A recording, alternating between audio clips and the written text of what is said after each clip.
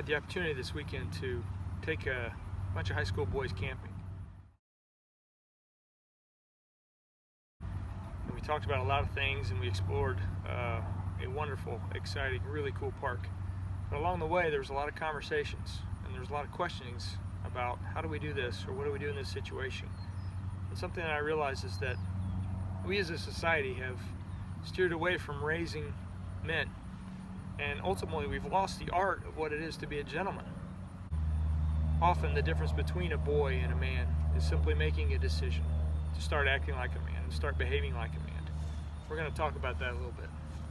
In the book Wild at Heart, written by John Eldredge, he writes, "Deep in his heart, every man longs for a battle to fight, an adventure to live, and a beauty to rescue." In between hikes, we came across this playground that had, just a little fort built out to it. And I said to these boys, let's do an American Ninja Warrior challenge course. And all these boys did it once. And then afterwards, they had to do it a second time to see if they could better their own time. Now, I know when you watch that, you think to yourself, that's just boys being boys, being crazy. And the funny thing is that that's true. That's very true.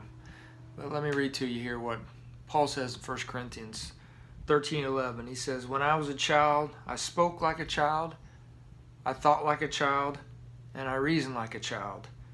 When I became a man, I gave up childish ways." The key here is that we stop thinking like children. We stop speaking like children. We start taking responsibility for who we are, what we say, and what we do. That's the first step to becoming a man, is realizing that you have to take responsibility for who you are and what you do, in word and in deed. Now, a lot of guys will tell you that there is an age, and magically, once they reach that age, they become men. That age can be 18, it can be 21. Sometimes there's some cultures where it's 14 or 13. But to say that somebody is a man just because he reaches an age... Many have manhood thrust upon them by losing a loved one, by going off to war, a series of serious events, or one in particular that changes the course of their life forever. But they put the boyish ways behind because the innocence has been robbed of them.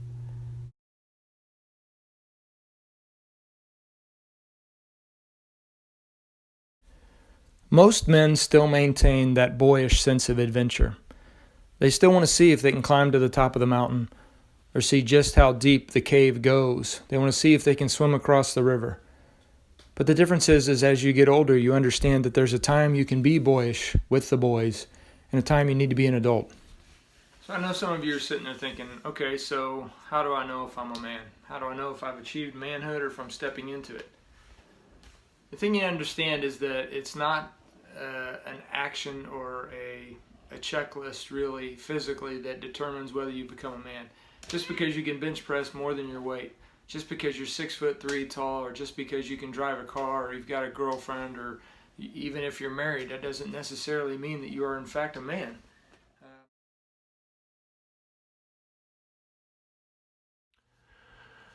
So you found a guy you like. Okay, let's talk about this. And you're trying to figure out if he's a man or a boy.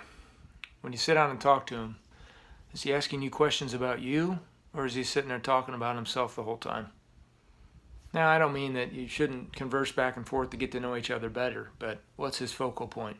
Is he more interested in you, or is he more interested in himself? Does he pay attention to the way that he dresses? Does he pay attention to his hygiene? Does he understand that his appearance is a reflection of who he is? I'll tell you right now, 9 times out of 10, guys that are disorganized outside are disorganized on the inside. And being a man is a lot of an internal change. The easiest way to determine whether you've got a boy on your hands or a man is whether he's self-sufficient. Does he pay his own way? Does he take care of his own clothing, vehicle, bills, etc.? It's not saying you can't live at home, but you need to be making sure that you're contributing for the cost of your life. Boys are boys. They live off of their parents. They live off of somebody else who is acting as their parent. So that's the easiest way to determine whether you've got a boy on your hands or a man. A man takes care of himself. He provides for himself. And then at some point, he provides for his family as well. A boy can't do that, and a boy won't do that. In 1 Corinthians 16:13, Paul writes, "Be watchful, stand firm in the faith, act like men, be strong. Let all that you do be done in love." These are final instructions for the Corinthians, and what he's reminding us as men is that we need always to be paying attention to what's going on around us. We must always stand true to what it is that we believe to be right, and we must always try to do the right thing. But in all things, we must always love. Another easy way to recognize a man is by his willingness to help others and his willingness to be helped when he needs it. A boy, on the other hand, will tell you that he's too busy to be able to take time out of his day or what have you to be able to help somebody else when they need it. And he's got far too much pride to be able to ask for help when he is unable to do whatever it is that he needs help with. We all have challenges, and a man takes time out of his day to help somebody else through their challenge. And a man also recognizes when he's got too much on his plate and reaches out to somebody else who can help him and asks him for help. But we all have challenges. But a man, he can see how he reacts to those. You ever find yourself checking out of line in a grocery store and you see a young boy throwing a temper tantrum with his mother because he's not getting the piece of candy that he wants? A great dividing line between men and boys is they're able to control and understand their emotions. It's not to say that it isn't bad to feel. It's not to say that it is wrong to have disappointment. But what you do with it, how you respond, how you react, and the actions that follow those emotions determine the difference between a boy and a man. A boy is destructive. Man is reflective. Man understands the question is not, why is this happening to me? But the question is, what am I supposed to be learning from this difficulty in this situation? It's a big difference between a boy and a man is how he handles, how he feels in times of distress. Obviously, there are a lot of things that could be said about the differences between being a boy and being a man, and I don't want to get bogged down into that. But boys, if you're listening right now, I want to challenge you to understand that masculinity is not a bad thing. I want to challenge you to understand that being a man is just what this world needs right now. Not boys, and not men that are not manly. We need strong men. We need bold men who understand that there is value in being chivalrous, that there is value in standing up for the little guy and making sure that bullies don't bully. Ladies, on the other hand, don't compromise. Don't find yourself a boy who's really close or has great qualities or has a great six-pack or cute face or whatever. Don't fall into that, because at the end of the day, if you are trying to find a man and you settle for a boy with the understanding that he can change and get better, he may have just found himself another mama. So do yourself a favor. Be purposeful in who you date and why you date, and understand that a man's not going to put you in a position where your honor is challenged, where your morality is questioned. He's going to stay above board. He's going to honor you as though you're the princess, the queen. He's going to sacrifice himself for you. He's going to give of himself for you. He's going to make sure that you understand that you are valuable. Whether or not you guys work out or not doesn't matter. A boy is looking for himself. A boy is looking to take care of what he wants, what his needs are, and he's not worried about you. A man, on the other hand, considers the fact that you are made in the image of God. You see, when two people come together and they recognize the worth and value of the other, they want to be better for that person. Doing so, you become a partnership. The adventures you share grow, and your time and your bond grow. So what's the point of this vlog? 3 things. 1, boys, young men, I challenge you. Embrace masculinity. Understand that along with the power and the strength of being a man comes self-control, self-discipline, and understanding that with great power comes great responsibility. 2, ladies, find men, don't find boys. Understand something. Most boys do not become men until their 20s. So if you're dating in high school, you're dating a boy. 9 times out of 10, there are exceptions to every rule, but most boys, and they'll admit it once they become men, don't really mature enough to be able to date a woman respectfully until he's in his mid-20s. And third, it's one thing to be a boy, it's another to be a man. But over and above that is the real challenge, and that's being a gentleman. I had a friend who was creating a list through Facebook, and he was asking what were the defining features of a gentleman.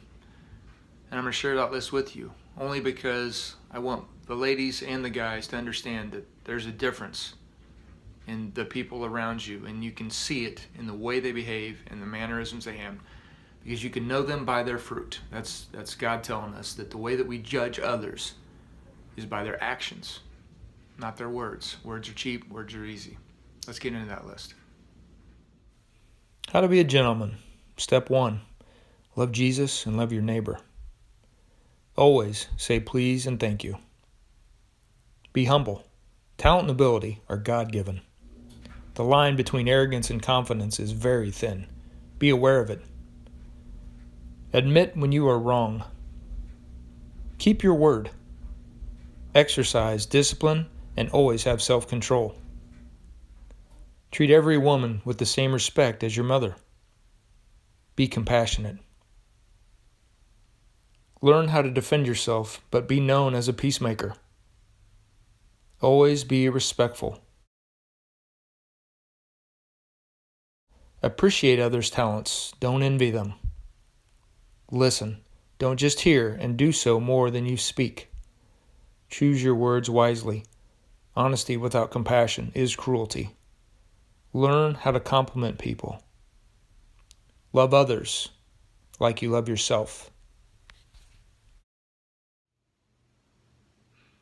Obviously, this is just a partial list, and there's a lot more that could be added to it. But understand that it takes purpose to be a gentleman. It takes decisive action to be a man. Without either of those, you are still just a boy. The good news is this: there are good boys out there that are transitioning into young men, that will transition into men of honor, men of purpose. I had the pleasure of hiking with some of these boys a couple weeks ago. Josh Dalby, Sam Voris. These two have what it takes. They're going to be difference makers in the future. They're on the path. It's hard work, gentlemen, but it's worth it in the end. Ladies, be purposeful in how you pick the people that you date. Be mindful. Be observant. Pray. Ask God to help you in your decision-making process.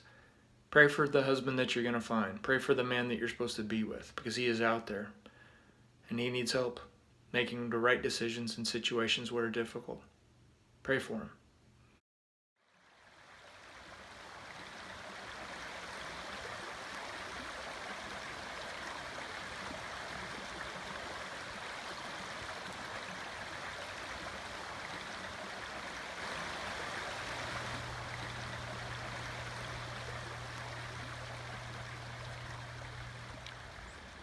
Almost forgot. I need to give a shout out to Luke Beasley, the Huffmans, Stephen Kerr. You guys are doing it. Keep at it. It's hard work right now, but in the end it'll be very, very rewarding. Push on. Stay the course.